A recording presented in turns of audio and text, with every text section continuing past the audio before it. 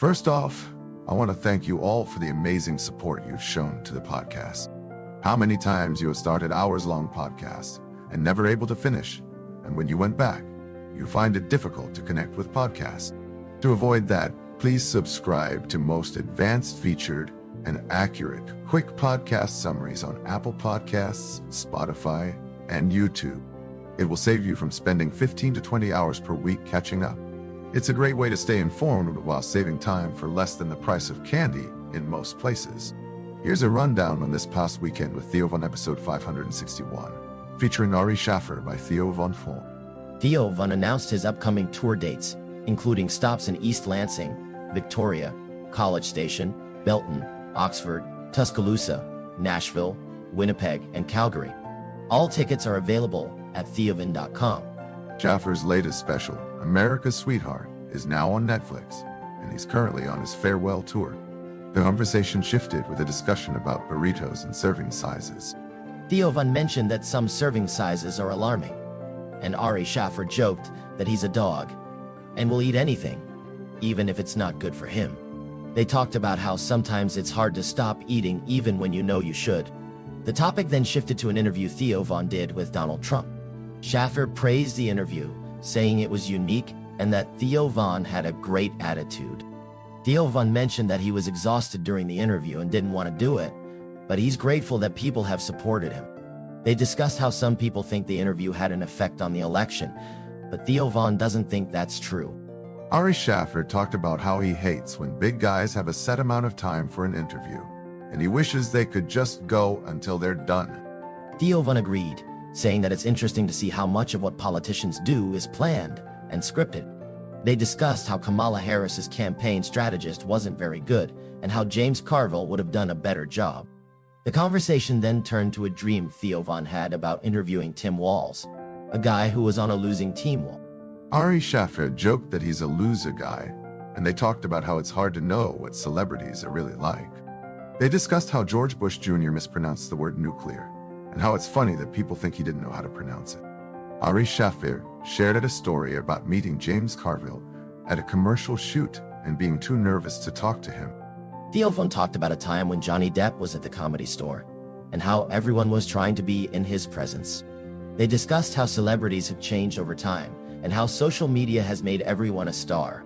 Ari Shaffir talked about meeting Rob Lowe and how he was surprised by how normal he was. Theo Von mentioned that he thinks celebrities are more relatable now, and that it's weird realizing that they're not different from everyone else.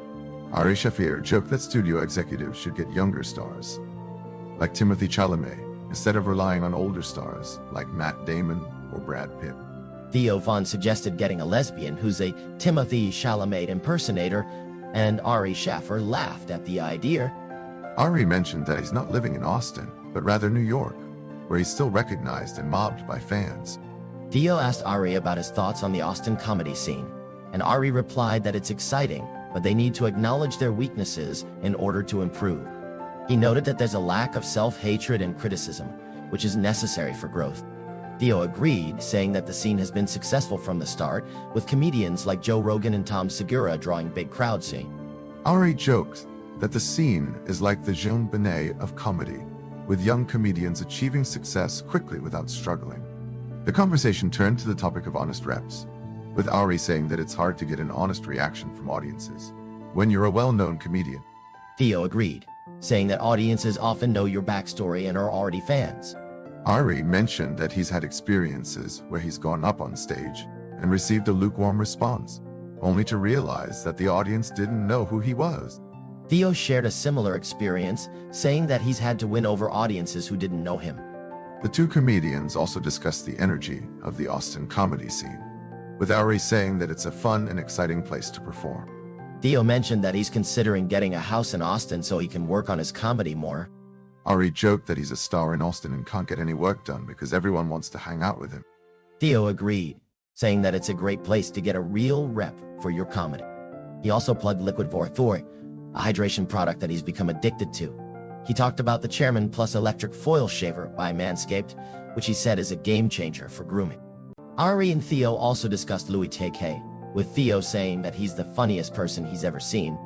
Ari joked that Louis is just a regular guy who happens to be funny and that people put him on a pedestal. Theo agreed, saying that Louis is just a dude who makes jokes. Ari mentioned that he's been in comedy for 25 years, and Theo asked if he feels like his comedy has evolved over time. Ari said that he thinks everybody evolves as comedians, and that he shifted using his English degree more in his recent specials. He's been structuring his sets like a 5-paragraph essay, with a thesis, proofs, and a wrap-up. Ari and Theo talked about how comedy has changed over the years, and how some comedians start to focus on more philosophical topics as they get older. Ari mentioned that he's trying to get people to stop watching the news, and that he's been using his comedy to talk about more serious issues. Theo brought up a clip of Ari talking to Harry Mandel about anti-Semitism, and Ari said that he's more positive about the state of the world than Harry is. The conversation turned to politics, and Theo mentioned that he was excited when Trump was running for office because it showed that anyone could win. Ari said that Trump gives regular people hope and that he's not a typical politician. They talked about how Trump's presidency has been a wild ride and how it's been a topic of conversation in the comedy world. Ari and Theo also talked about the changing attitudes towards AIDS and how it's not as much of a topic of conversation as it used to be. Theo brought up a product called AIDS, which was a diet aid that was marketed in the 80s, and how it's hilarious that it had a similar name to AIDS. The conversation turned to zema, a malt liquor that was popular in the 90s, and how it's made a comeback in recent years. Ari said that he remembers being embarrassed to drink zema in public, but that now it's cool again. Theo mentioned that zema is still available in Japan, and Ari joked that he's going to go to Japan just to drink it. Theo and Ari talked about a replica town in China that's designed to look like Jackson Hole, Wyoming. Ari was amazed that someone would build a whole town just to attract tourists, and Theo mentioned that it's a resort town with a Christian church and Western-style architecture. They joked about how it's like a theme park, and how it's a weird example of Chinese culture. Ari Shaffir joked that he should have invested in Chinese real estate, but instead, he invested in Palisade. Theo Von mentioned that China has a few of these replica towns, including one that's like Venice, with canals. Ari Shaffir was surprised to learn that China has an Eiffel Tower, and Theo Von explained that the Chinese have so much land and resources that they can just build whatever they want, including replicas of famous landmarks. Ari Shaffir shared a story about his travel podcast, where he has a map of China in his studio, and he noticed that there's a big empty space in the middle of the country. He wondered what's out there, and Theo Von joked that it's probably where they're keeping all the people who talk back. Ari Shaffir also mentioned that he saw some Korean people in the subway, and they were pushing and shoving to get on the train, which is different from the norm in the US. Ari Shaffir asked if he's been to 6th Street, which is known for its bars and honky-tonks.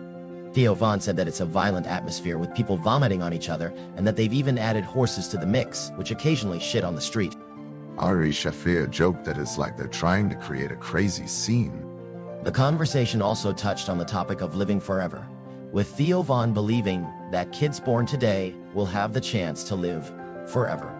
Ari Shaffir was skeptical, but Theo Von explained that with advances in technology, it's possible that people will be able to live forever. They joked about the pros and cons of living forever, including the possibility of getting bored or running out of money. Ari Shaffir also talked about his experience trying to get a song by Kanye West for his comedy special. He wrote to Kanye's team, explaining that he's a big fan and wanted to use one of his songs for the credits.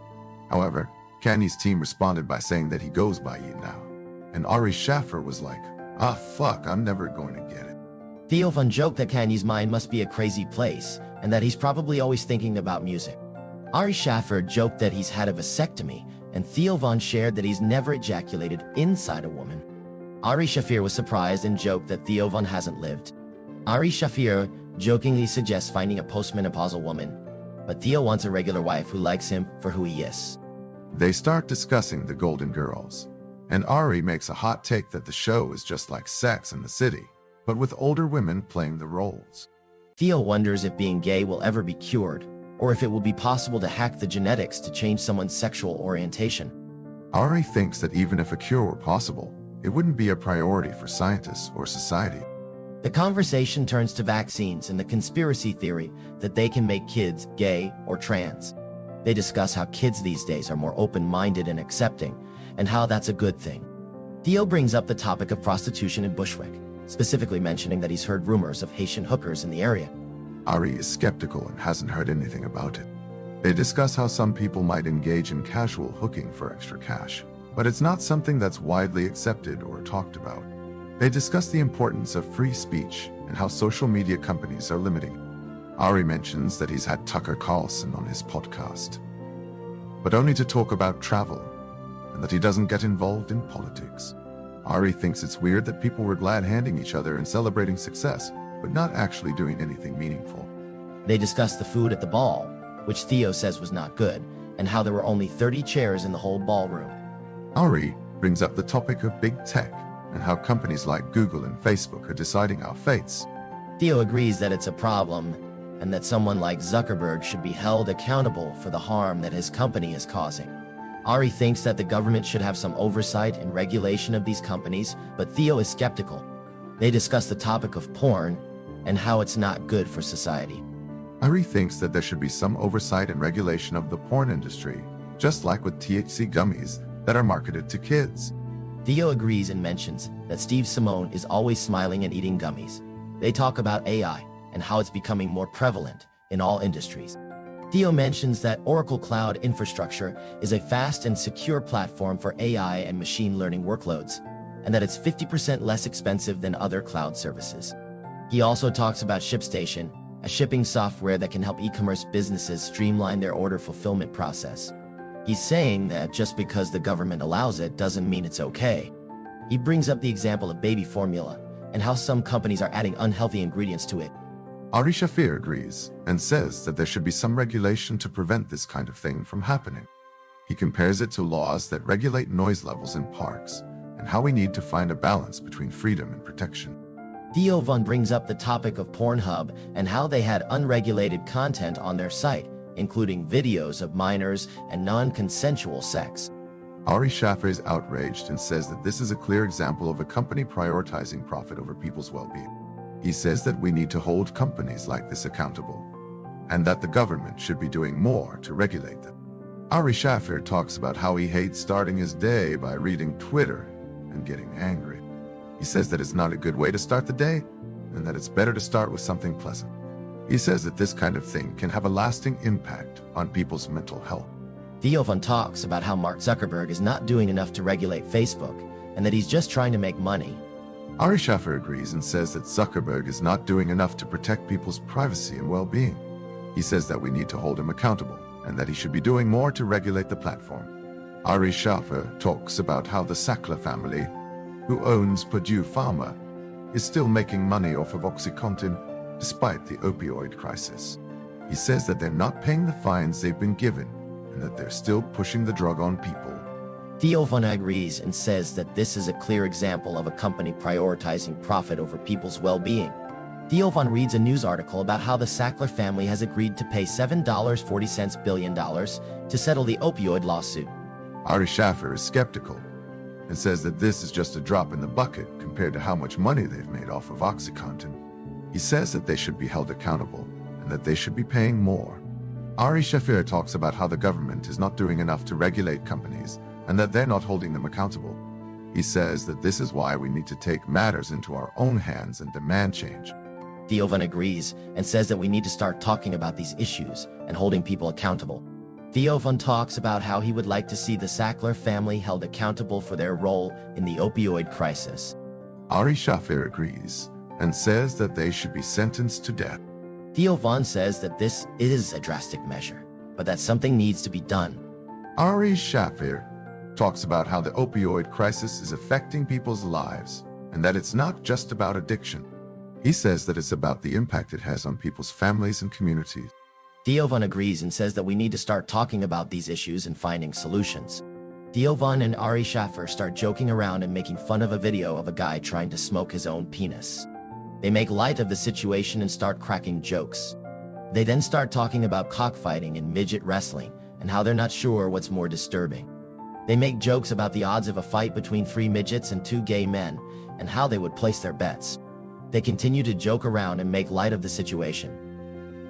Theo read from the commercial script, explaining that Geronovix is the first drug to be approved in this new class of pain management medicines. Ari Shaffir was skeptical about the potential for addiction, but Theo assured him that the drug works differently than opioids, targeting a pain-signaling pathway in the peripheral nervous system rather than receptors in the brain. Ari Shaffir compared the difference between Geronovics and opioids to the difference between LimeWire and Napster, noting that while they may seem similar, they work in distinct ways. Theo added that clinical data has shown no evidence of withdrawal or drug-seeking behaviors in patients taking Geronovics. Ari Shaffir recalled a story about the opioid crisis, where pharmaceutical companies were accused of downplaying the risks of addiction. He noted that these companies were essentially serial killers who prioritized profits over people's lives. The conversation then shifted to their experiences performing comedy gigs in various locations around the world. Ari Shaffir mentioned that he had performed in China, where he had to navigate complex bureaucracy to obtain a visa. Theo shared a story about performing at Guantanamo Bay, where they got to see the prisoners play volleyball and explore the surrounding area. Ari Shaffir joked that the prisoners were able to play volleyball in their jeans and no shirts, just like in the movie Top Gun. Theo talked about visiting the Azores, a group of islands off the coast of Portugal, and performing at a festival in Switzerland. Ari Shaffir shared a story about performing in Anchorage, Alaska, where he went deep-sea fishing and ate caviar straight from a fish. The conversation continued with stories about their adventures in the Dominican Republic, Iceland, and Australia. Theo mentioned visiting a place called Glass Beach, where the sand was made of rounded glass particles. Ari Shaffir talked about performing at a military base in Curaçao, where they were treated to a luxurious room with mirrored ceilings and heavy cocaine vibes. Theo shared a story about receiving a blowjob from a woman in a Black Hawk helicopter, which he claimed was arranged by the woman herself. Ari Shaffir was shocked and amused by the story, joking that it was a unique experience. He recalled how she slipped into his cabin one morning, but he was too freaked out to take advantage of the situation. They were stationed near Kuwait, and Theo remembered the experience fondly, even getting to shoot guns in the middle of nowhere. Ari Shaffir asked if Theo wanted to go back to Kuwait, and Theo replied that he'd rather go to Iraq. Ari mentioned that he thought it might be the same base, and Theo agreed that it was probably Arif Jan. Theo then asked Ari about his comedy special, and if he was working on a new tour. Ari explained that he was taking a break from the road for about a year and a half, which Theo admired, saying that Ari was always good about taking time off for himself. Ari shared that he was planning to go backpacking for 6 to 8 months, traveling to different places. Theo mentioned that Ari had been to some great places over the years, and Ari brought up his recent trip to Cuba with Bobby Kelly. Ari described the remnants of Cuba's former extravagance, with old buildings and a sense of poverty due to the U.S. embargo. Theo asked Ari to explain the embargo, and Ari explained that the U.S. wouldn't trade with Cuba, and neither would countries that traded with the U.S. This meant that Cuba couldn't grow extra crops or trade their sugarcane and tobacco, leading to poverty. However, the Cuban government was able to evacuate everyone safely during the hurricane, and Ari was impressed by their organization. Ari mentioned that he loved his time in Cuba, smoking cigars and drinking on the beach.